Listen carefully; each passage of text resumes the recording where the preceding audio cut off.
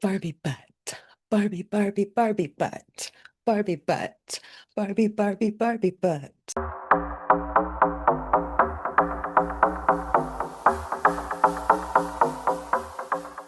If you have a Barbie butt like me, then this episode of Intimacy After Ostomy podcast is for you. I'm your host, Trina Ricketts, the Intimate Ostomate, and today I'm going to share my Barbie bum journey with you. So if you don't know what a Barbie bum is, it's really a reference that people who've had this surgery done use to refer to having a bum with no bum hole. So basically, we get our rectum, our anus, and a large part of our intestines removed if we have no anus or rectum anymore. And for me, I had my entire large intestine removed, and that included everything right up to the rectum and anus. I actually had 75% of my large intestine removed in 2012, and the rest of it, which I just couldn't find a way to heal it, it just continued to be diseased, and I struggled with health because of it after my reversal surgery for so many years that I finally ended up getting a permanent ostomy bag and they sewed up my bum. So I'm just going to talk to you today like I would talk to a friend. This is a very personal topic and it may get uncomfortable for you at moments. I'm also going to share with you a diagram that I created. Where is that? I'm also going to share with you a diagram that I created showing the progression of healing on my butt. And I did take photos of it to keep a track of how my healing went because I thought it was really interesting and fascinating. And I couldn't find that information anywhere on the internet. So I thought I'm going to keep track of how my butt healing goes after this surgery. And that way I can report back to others how it went and what happened for me. Now, it's different for everyone. The results of this surgery, the recovery, whether you have complications or not, it's different for everyone. So I'm only going to tell you my story to hopefully give you an idea of what to expect if you haven't had this surgery yet, or if you've just had it and you're wondering what the journey is going to be like. So the questions that I want to answer for you today are, what is proctectomy or Barbie bum, which I have already explained? What happened to me during my recovery, what it looked like, what it felt like, etc. How long it takes to feel normal or look normal again with the Barbie butt surgery, and what to do if it's never going to be normal, completely normal again, or if you're struggling with certain issues that may arise, only from the research I've done. So there are many stories, and I encourage you, if you've had this surgery, to please share your experiences in the comments so that other people who come to see this video can look at other experiences in the comments and find out if their experience is normal or if it's something they should be concerned about. Let's all help each other out, okay? So I also am going to talk about what that area feels like when you touch it or when someone else touches it. Because some people, I'm not going to say who, really like that area or liked that area of the body to be stimulated before all of the problems got to the point back there where I couldn't have that kind of, my friend couldn't have that kind of enjoyment. So I want to talk about, what does it feel like? Does it feel good still when someone touches me there? So you're going to find out all those details if you've watched till the end of this episode. So number one, I did tell you mostly what is proctectomy or Barbie bum surgery. And the reason we call it Barbie bum is because, like Barbie, the doll from Mattel that children play with, Barbie, if you look at her bum with her clothes off, she has a very nice bum, but no bum hole.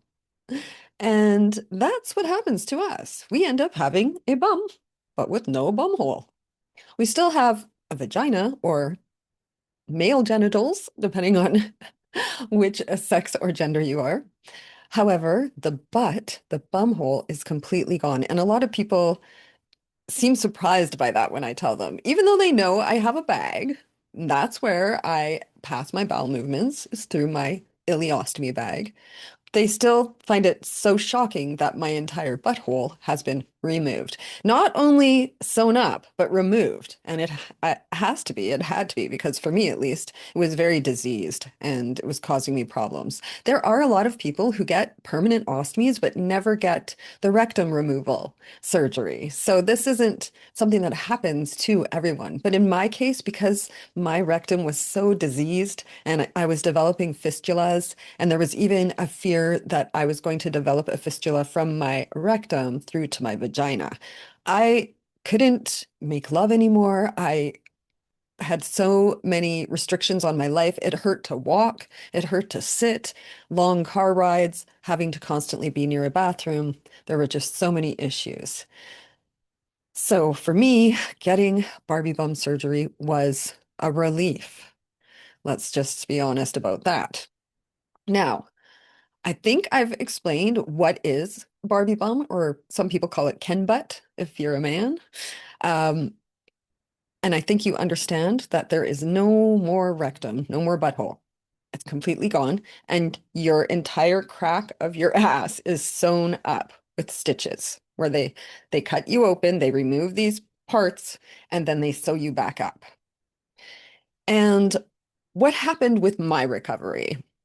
So I went in, I had my surgery. They placed the ileostomy at the same time that they removed my rectum. So I had to heal from both surgeries at the same time. And I was very fortunate that my stoma and my ostomy surgery went perfectly. There's no issue with my stoma, thank goodness.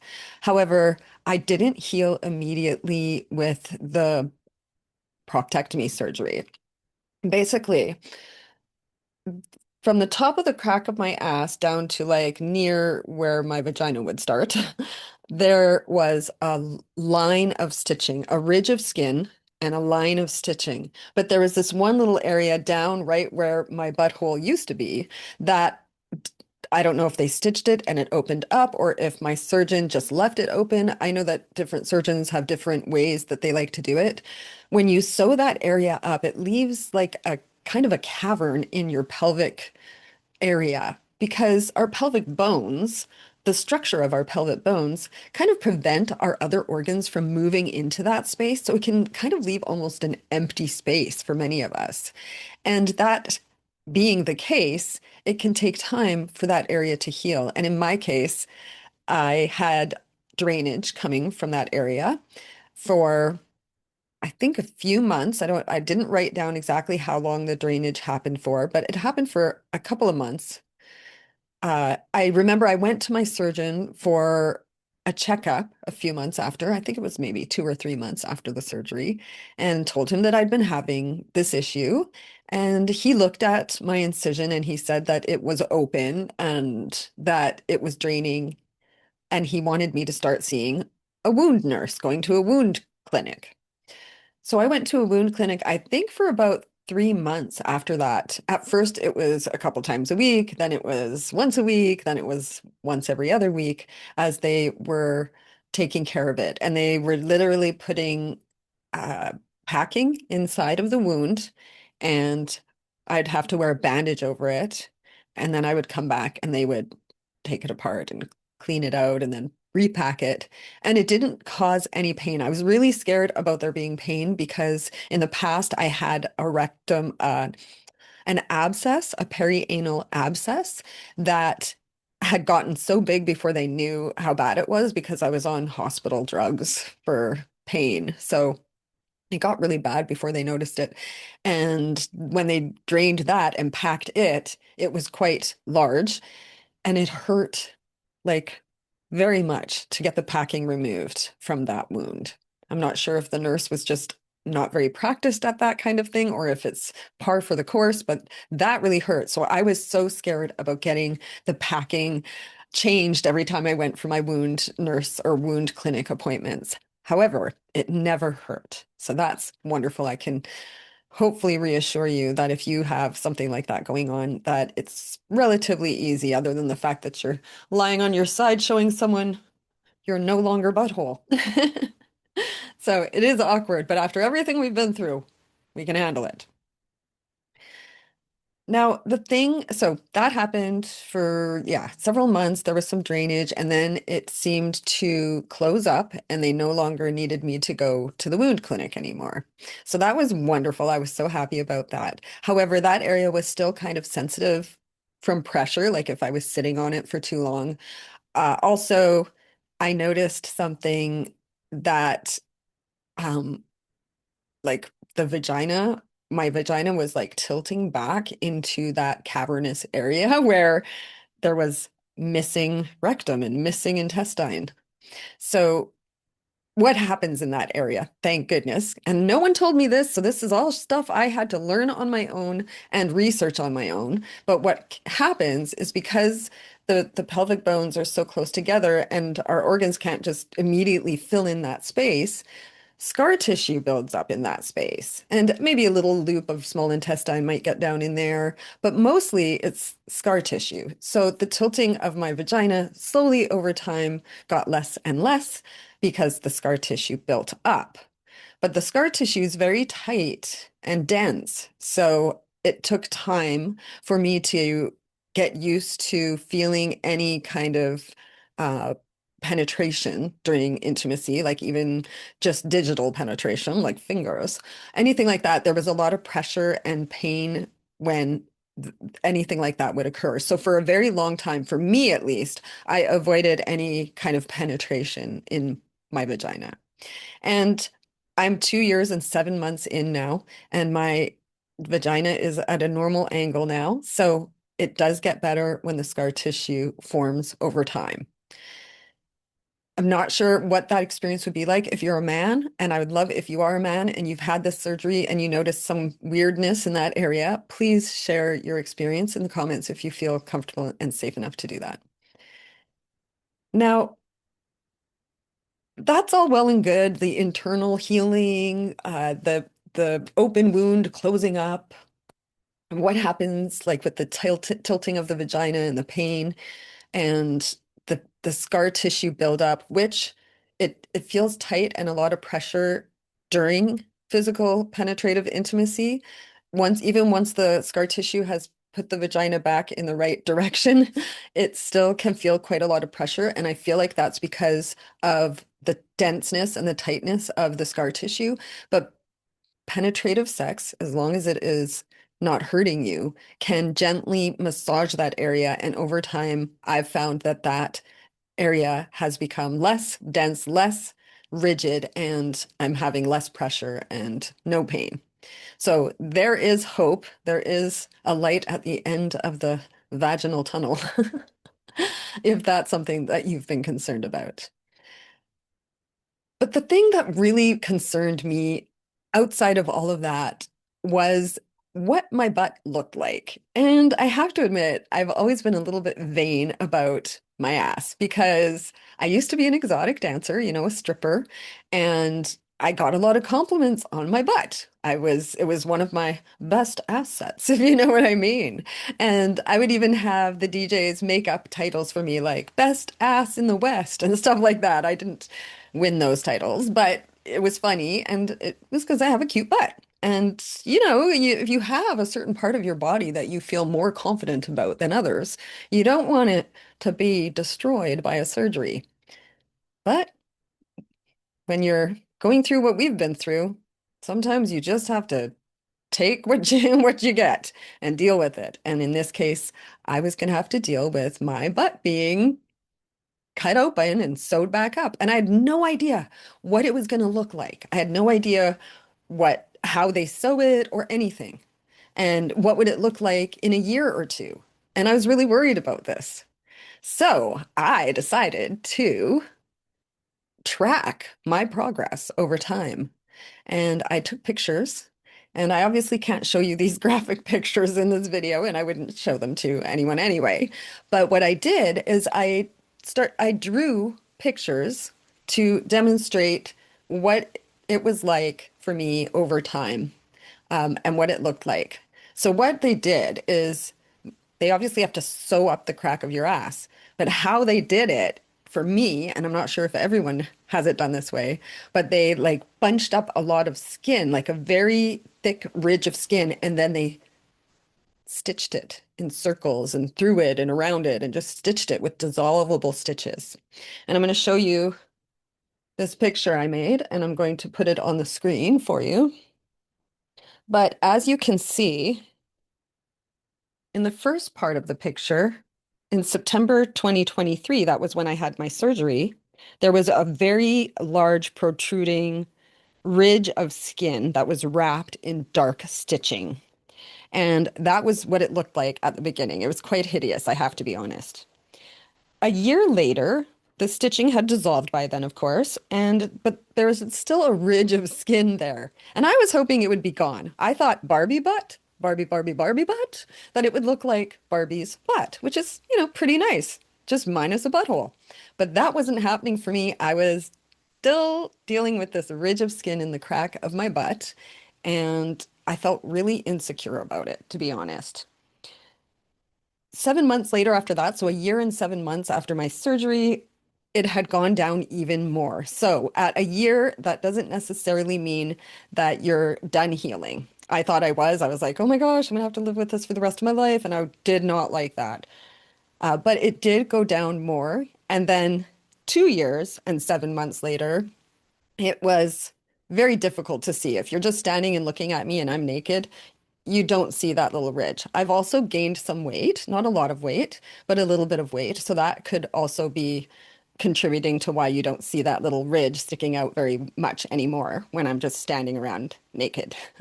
However, if I were to bend over or do doggy style or get a massage when I'm lying down naked, things like that, it is very obvious, I think at least. And for a while, I wouldn't let anyone see me naked from behind, and I wouldn't let anyone give me a back massage naked, and I wouldn't do doggy style, even once I was able to have penetrative intimacy again, because I was ashamed and insecure about this ridge on my butt. And I knew I had to get over it, okay? I am an intimacy coach. Hello. And if I can, if I feel that I'm able to help other people get over insecurities like this, then I better be able to. So it became a challenge, and I was like, I need to get over this. Do you want to know how I got over it? I just stopped worrying about it. I just accepted it about myself because I don't want to, I could go for another surgery. So this was like, how long does it take to be normal again? You can kind of see it in the progression that I told you. So about a year and a half was when went, I think was fully healed. But for me, it never became completely normal. I still have this little ridge in the crack of my ass. So I had to find a way to deal with it. I did look into it. There are options. You can get a plastic surgery or you can get surgery to have it removed. If it's causing problems, like if it's trapping bacteria or it's creating friction or pain, that's something you could talk to your doctor about. In Canada, that would probably be covered under medical. I want to avoid surgeries at all cost, and for now, it doesn't cause me too many problems, that little ridge of skin. If it did start to, I would consider it, but at this point in my health journey, I really want to avoid surgeries of any kind. So what I wanted to do was just to accept it, get over it, and not be insecure about it. And how I did that is I just stopped worrying about it, and I would be naked in front of my lover. And I didn't say anything about it because I didn't want to draw attention to my insecurity. And he didn't say anything about it. He said I have a nice ass. So obviously it wasn't bothering him that I have this little ridge of skin. And I thought about it afterwards and I was like, how would I feel if I was attracted to a man who had Ken butt surgery, let's say, and he had a little ridge of skin in the crack of his ass? Would I care?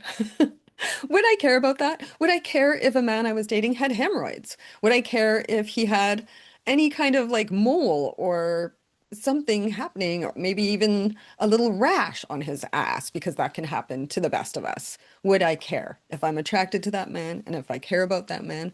Would I care? Of course not. I wouldn't care. So why am I worried about someone caring about that with me? Honestly, if someone cared about that and didn't want to be with me because of the ridge in the crack of my ass or didn't find me sexy because of that, well, I don't want to be with them then. So maybe I should show them my ass crack right away and scare them away. Just kidding.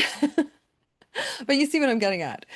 It's actually a very minor thing. A lot of these things that we develop insecurities about are really minor things that our lovers don't care about, don't think about, and often don't even notice. So that would be my motivational speech on if your Barbie bum or Ken butt doesn't go back to normal, you could get surgery. And if you do, or if you have, I would love to hear that how that went in the comments. So please share your story and your experience. Or you can do what we do with the bag and you can accept it and take back your confidence and your power and know that you deserve to be worshipped and treated with loving respect. I was thinking something more kinky there. Could you tell from the facial expressions? But yeah, it's not something that's gonna, destroy your life, destroy your relationship. And if it did, then that's not somebody you want to be with. So, if you're struggling with intimacy confidence after ostomy surgery, you're not alone. I've been there, as have so many others, countless others. And that's why I do this work, why I am an intimacy coach for people with ostomies, because I've totally been there. I know how it feels, and I've been able to overcome those issues. As a coach, I would help you figure out what are your fears? What are your biggest fears and challenges? And then one by one, we would find ways to either eliminate those fears or make them manageable so they're not so scary anymore, if they're even scary at all. And we would also look at your confidence and use proven methods to build your confidence and make you feel like you could walk into a bedroom and not be ashamed of your body or your bag or anything else about you. And after that, after we've built your confidence and after we've demolished all your fears, then we would come up with a real life intimacy action plan for you that will help you know all the steps that you need to take to be able to attract intimacy back in your life or restore intimacy back in your relationship or whatever your personal circumstances might be. So if any of this interests you, please feel free to reach out to me. You can find me at my website, intimateostomate.com. Thank you for being with me for this episode. And if you have any questions or any comments, please leave them down below. That way I can make a future video or update this video. Did I miss anything? Was there something that you wish I would have talked about? Oh, I have to stop now. I did forget something. I forgot to tell you about whether it feels good when someone touches that area. Okay, so if you're interested in this part, then I'm going to guess you probably have enjoyed some stimulation or some touch in that area in your existence as well. I'm not the only one. And I was sad that I would be getting my rectum, my anus removed for that reason. But honestly, because I'd been having diseased issues in that area of my body for so long that I hadn't been able to engage in that kind of intimacy anyway. So it wasn't like I was giving up something that I just loved and had all the time. I didn't have it anymore. So that was something I was like, well, I can't do it that way anymore. So I'm not going to mourn the fact that I'm going to lose it. I'm going to accept it. But I was hoping that there would still be some sensation in that area if it's touched or licked or whatever.